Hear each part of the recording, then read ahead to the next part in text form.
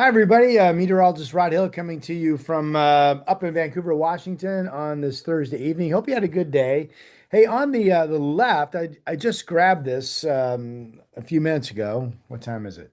6:38. So I grabbed that about 6:35 this evening.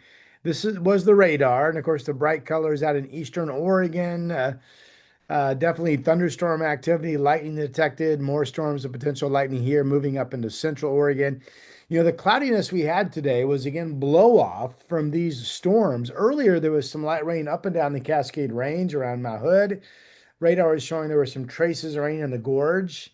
And at one point, radar even showed some traces of rain mostly on the west side, getting out toward the West Gorge or the Cascade foothill communities. I haven't seen reports of anybody saying anything reached the ground. It might have just been radar picking up water droplets in the cloud cover. But I do believe that while we'll see more storms fire in central and eastern areas of our state tomorrow, Friday, we'll start to see fewer numbers and then fewer numbers into Saturday.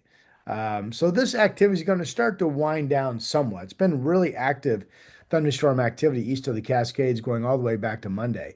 And the other big story I'm going to talk about is this one. This is, notice the question mark, heat ridge to build. This is a couple weeks away, August 11th into the 14th. And this is the European model on Tuesday, August 12th. And you can see a strong upper level high moving back to the west over the four corners with ridging up through Nevada, and we're kind of on the back northern periphery of this heat. But models have been biting on the fact we could have, instead of back-to-back 90-degree days, maybe a run of three, four, five hot days in a row, which is something we have not seen in Portland anyway so far this season. So I'll talk a little bit more about that as well. All of this brought to you by the Momentous Wealth Podcast on this final day of July 2025. Choose from a variety of investment topics meant to educate you. Listen on Apple Podcasts, listen on Spotify. Okay, we thank our sponsor as always. I think, and I assume you have interest in this, it's important to get an update on what the wildfire situation is in our two states.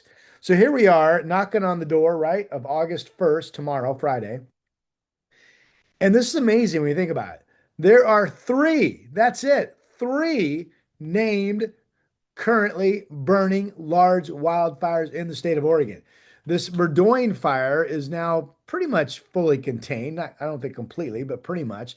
That's the one that's been burning up in Skamania County on the Washington side of the gorge. That's actually in Washington. So let me correct myself. There are only two large fires. This Lost Tom fire, which is out in Baker County near the Idaho border, has burned, at last check, with some 1,500 acres of just grasslands. It did not note that there were any residents threatened. And then the Rock Creek fire down in Malheur County, also in a remote grassland area, had burned over 8,000 acres. We know that this one, the Rock Creek acre fire, was started by lightning, and both of these fire starts were reported back on the 29th of this month, so earlier this week. And that's it. So it's amazing the thunderstorm activity that we've had in our state going back to Monday. We got really lucky because the lightning strikes, for the most part, came with heavy downpours of rain, which diluted the potential for new fire starts. But I don't have hard data in front of me to speak factually, but it certainly seems to me that we have not gone into the first day of August with only two large wildfires, both burning just grasslands, not threatening any towns or homes in forever. So this so far, knock on wood, you hear me knocking on the wood right there. Still, we have to get through August. We have to get through September. We have to get into October to call this a somewhat quieter fire season. But so far, we're looking really good. There are fires, one, two, three, four, five, six of them burning up in the northern half of Washington state that you can see there. So anyway, I wanted to share that with you. It's always great to share good news when we get it.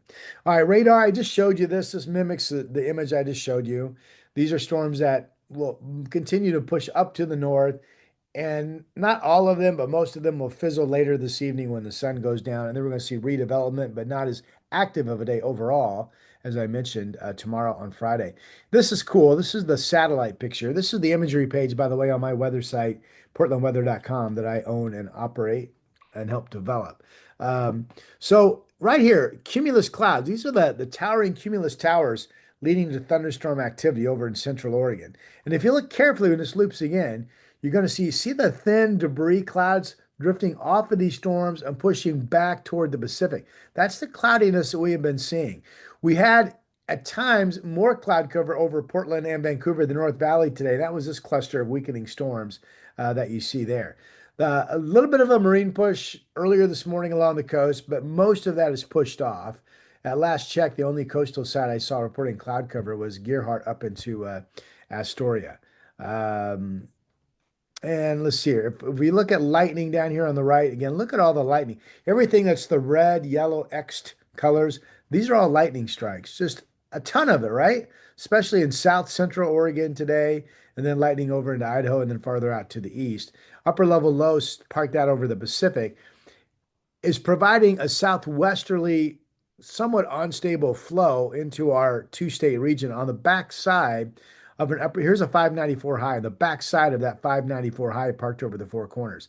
So that's what's the flow that's been feeding these thunderstorms. Again, it looks like the overall flow pattern will weaken somewhat the next couple of days and diminish the thunderstorm threat. Diminish it, not end it, but diminish it overall. Okay, so this is the American GFS model, their future radar uh, product, and this is Friday morning. So there may be some thunderstorms tomorrow morning. I mean, the models were showing nothing this morning. We did have lightning at around Baker City and LeGrand earlier, but here we are tomorrow afternoon. Same thing. There's Medford. There's a storm threat around Bend, but not the number of storms that we've seen the last couple of days. And then that fades away. And then here comes Saturday afternoon. Far less activity. Only this shows only really far eastern Oregon. And then as we go into Sunday, now this shows things picking up. That upper level low I showed you actually starts to get a little bit closer to us, and that may be enhancing instability. So Sunday fires up some storms again from Medford up into central Oregon. If you have weekend plans to be over there, prepare for the possibility of thunderstorms and also out over the blues. I just want to play this one more day into Monday. Yeah, here's Monday. It's pretty quiet. Actually, I lied. I'm going to play it more. So there's a push of somewhat cooler air that brings it with it at least a chance of maybe some measurable rainfall. We talk about light stuff next week. This is the GFS model showing some light rain off of the coast Tuesday morning, and then some light rain Tuesday afternoon, mainly along the North Oregon coast and up into parts of Western Washington. And then here comes Wednesday morning. It's showing some rain shower activity. This is classic stuff coming in off the Pacific, mainly Washington, North Oregon coast. There's a touch of rain Wednesday morning up around Scappoose and Kelso Longview. To me, the best chance of us right now getting even a trace of rain in the Willamette Valley in Southwest Washington would come in developing late day Tuesday night into Wednesday morning. You're looking at Wednesday morning right here. Again, that's just a push of some cooler marine air that may or may not bring any moisture with it. Okay. So as long as I'm tracking cool marine air, so you know this, our temperatures are going to be pretty pleasant all the way into at least the mid part of next week. And here's a quick temperature check. So this is tomorrow afternoon.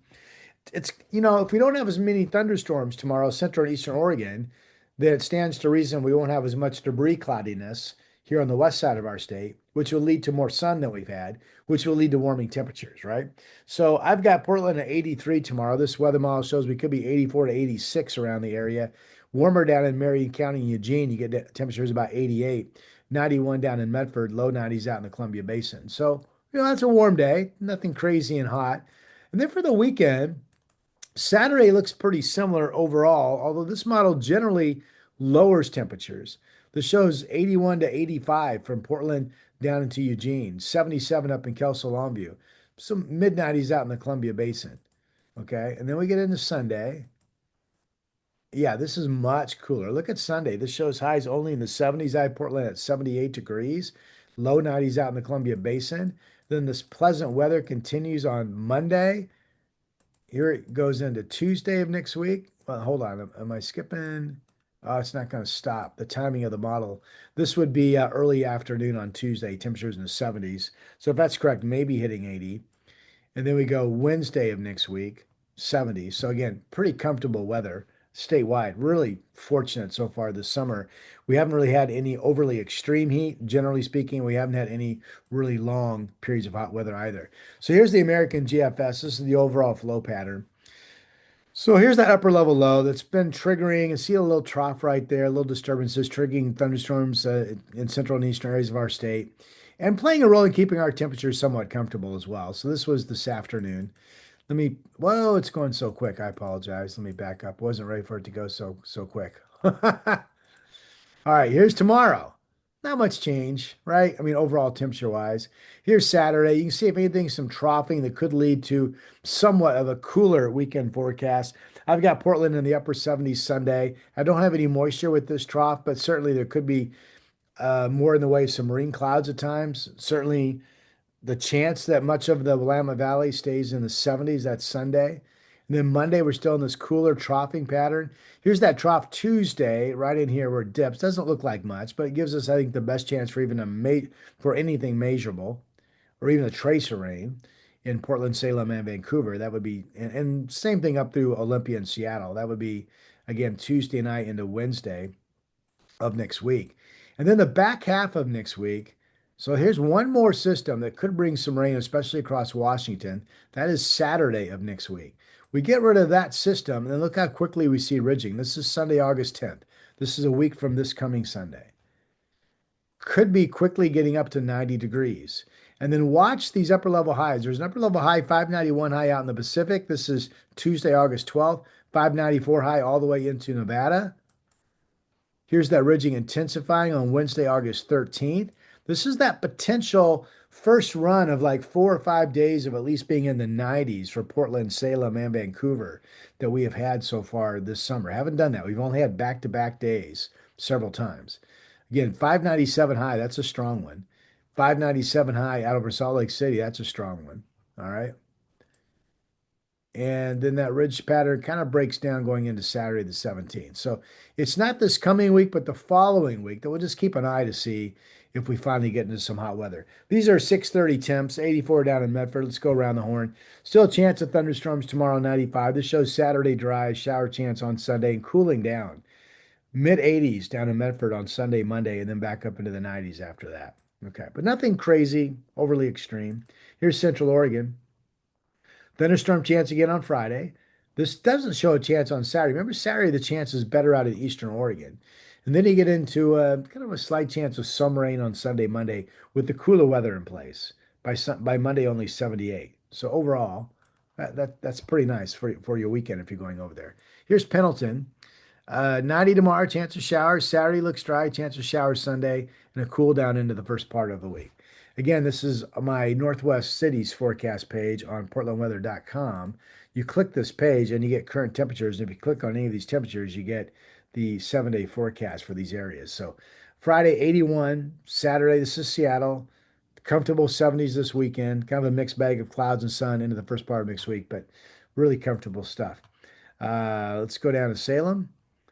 88 tomorrow. Salem's been running a little bit warmer than Portland. 88 Friday, 85 Saturday, 81 Sunday. But there's that cooling going into the weekend to some degree, and especially in the first part of the week. Monday, 80 degrees. Okay. All right. North Bend, what we got? Looks all dry. Temperatures in the 60s. Kind of typical marine weather, it looks like.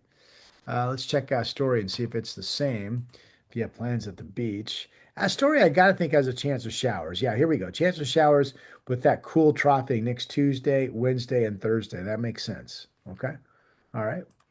Here is my 7-day forecast with no further ado from Hazeldale Tire Pros up here in Clark County. It's who I use for all my tire needs. Locally owned, nice people, trustworthy people. They'll do a good job for you. I've got 83 tomorrow. Now, if we get just a ton of sun tomorrow after early cloudiness, then maybe we warm up to 85 or 86. So certainly in the 80s, but hopefully nothing crazy. Saturday's pretty similar. Early cloud sun, mid 80s. Sunday, we start to cool down. Partly cloudy, more of a marine influence. And any of these mornings could start off with a marine layer. Sunday could start off with a marine layer. Monday could start off with a marine layer. Tuesday could just be cloudy. But there's 78 Sunday, 76 Monday, a shower chance increasing Tuesday into Tuesday night and lingering into Wednesday morning. Then Wednesday afternoon, we clear, and then we start that warm up. Mid 80s on Thursday. We could be up to 90 on that following Sunday, a week from this Sunday. Okay. That is your update. Hope you found it to be interesting. If you haven't subscribed, please do so. You'll be notified when I post. It helps me. I thank you. I'm Rod Hill.